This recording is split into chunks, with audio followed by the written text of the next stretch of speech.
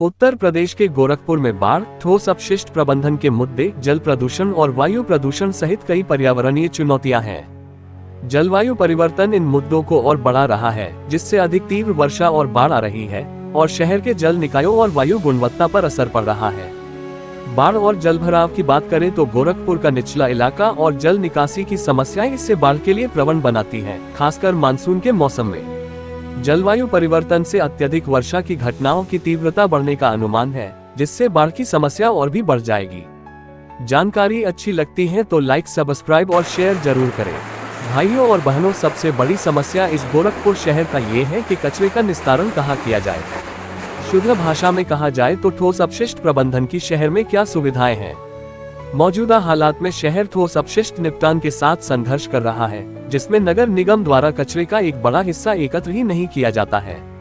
इससे पूरे शहर में जगह जगह पर कचरों के ढेर फैले होते हैं। इन्हीं से प्रदूषण होता है और पारिस्थितिकी तंत्र के लिए खतरा पैदा होता है। जल प्रदूषण, शहरी विस्तार और औद्योगिक प्रदूषण ने रामगढ़ झील जैसे जल निकायों को खराब कर दिया है, जिससे जल गुणवत्ता और जैव विविधता प्रभावित हुई है। नालियों का बनावट इस प्रकार से किया गया है कि गलियों का पानी उन नालियों के जा ही नहीं सकता, लिहाजा सभी गलियां पानी के जलजमाव से ग्रस्त रहती हैं। राप्ती और अमी नदियों के किनारे औद्योगिक इकाइयां अनुपचारित अपशिष्ट सीधे नदियों के जल में प्रवाहित करती हैं, जिससे प्रदूषण में भारी योगदान होता है। मीठे पानी में पाए जाने वाले कई जीव जंतु इन प्रदूषण के चलते परिपक्व होने से पहले ही दम तोड़ देते हैं। गोरखपुर के पानी में आर्सेनिक की अधिक मात्रा पाए जाने से अब खुले तौर पर चांपाकल का पानी कोई पी नहीं सकता। इसके चलते पानी को खरीद कर पीना पड़ता है। अब हर दूसरा घर सप्लाई का पानी खरीद कर पीने को मजबूर हो गया है। वायु प्रदूषण, गोरखपुर में वायु प्रदूषण का स्तर बहुत अधिक है। वायु प्रदूषण इंडेक्स पर AQI 182 दिखाया गया है।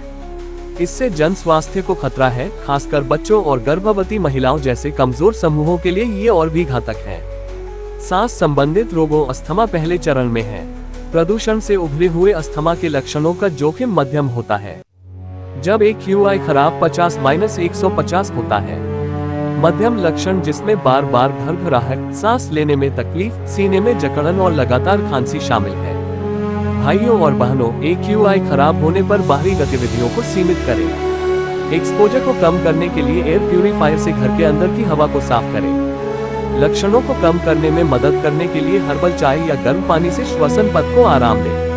अब बात आती है कि क्या न करें, तो भाइयों और बहनों, आप सभी मास्क के बिना बाहर ना निकले। हो सके तो सुबह जल्दी उठकर खुले में व्यायाम करें और तेज धुएं वाले क्षेत्रों में ना रहें। जलवायु परिवर्तन के प्रभाव, भाइयों और बहनों, जलवायु परिवर्तन के कारण गोरखपुर में भारी बारिश और बाढ़ सहित चरम मौसम की घटनाओं की तीव्रता और आवृत्ति में वृद्धि होने का ये सिर्फ अनुमान है, पर इन परिवर्तनों से शहर के बुनियादी ढांचे पर और अधिक दबाव पड़ने की संभावना है और पर्यावरणीय खतरों के प्रति इसकी संवेदनशीलता बढ़ जाएगी। आइए हम पहले खुद को समझें, फिर अपने शहर को और फिर अपने पर्यावरण को।